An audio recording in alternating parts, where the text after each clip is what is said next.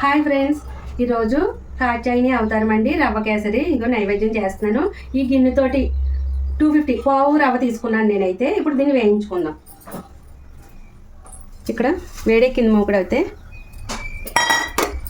Light gold colour వచ్చేంత వరకు వేయించుకోవాలి. ఇప్పుడు రవ్వ వేగిపోయింది అమ్మ. ఇది ఒక ప్లేట్లోకి తీసేసుకుందాం దీన్ని. ఇప్పుడు కొంచెం నెయ్యి వేసుకొని జీడిపప్పు డ్రై ఫ్రూట్స్ అవి వేయించుకుంటాం కదా.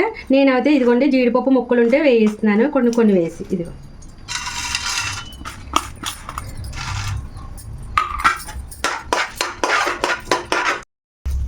ఇప్పుడు ఇవి వేగిపోయినాయమ్మా. ఇప్పుడు ఈ గిన్నెతో రవ్వ తీసుకున్నాను కదండి, ఈ గిన్నెతో 3 గిన్నెలు వాటర్ అయితే తీసుకుంటున్నాను. ఇది రెండోది. మనం వాటర్ ఎక్కువ తీసుకోవాలి. ఒక గిన్నెకి 2 గిన్నెలే కాకుండా 3 గిన్నెలు వాటర్ తీసుకుంటేనే రవ్వ కేసరి చాలా స్మూత్గా బాగా వస్తుంది. స్మూత్గా లోపల దిగిపోతుంది, జారిపోతుంది.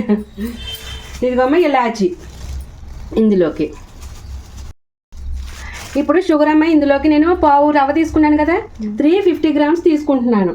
ఏంటి మనకు ఒక 100 గ్రామ్స్ ఎక్కువ ఉంటేనే స్పీడ్గా చాలా బాగుంటుంది.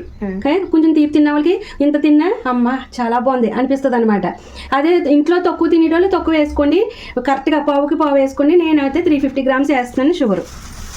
ఇప్పుడే వేసేస్తాను. ఇప్పుడు వాటర్ మరుగుతుందండి. ఇందులో నేను ఎలాంటి ఫుడ్ కలర్ వేయట్లేదు. ఈ జీడిపప్పులు చూసారా, చిన్న చిన్న పీసెస్ వేయడం వల్ల మనం తింటున్నప్పుడు స్పూన్కి కాజు అనేది తగులుతుంది. ఇలా వేయడం వల్ల నాకు నచ్చుతుంది. ఇది చక్కగా రవ్వ, జీడిపప్పు రవ్వ అనమాట అది. ఇప్పుడు ఇది రవ్వని ఇందులో వేసేసి మిక్స్ చేసేస్తున్నాను.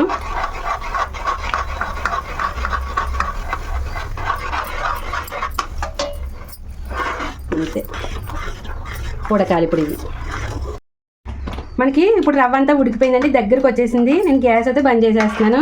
చూసారా, ఈ రకంగా ఉంటే మనకి చల్లారిన తర్వాత చక్కగా బిగుసుకుపోతుంది. ఇప్పుడు నేను దీని మీద ఇలా నెయ్యి వేసేస్తున్నాను. ఒక్కసారి ఇలా కలిపేసుకొని ఇది పక్కకు పెట్టేసుకుందాం. మీకు చల్లారిన తర్వాత చూపిస్తాను. మనకి హల్వా చూసారా ఎంత బాగా బిగుసిపోయిందో. నేను చెప్పాను కదా మంచిగా ఉంటుంది, చాలా స్మూత్గా. ఇలా చేసుకుంటే ఇలా ట్రై చేయండి ఒకసారి.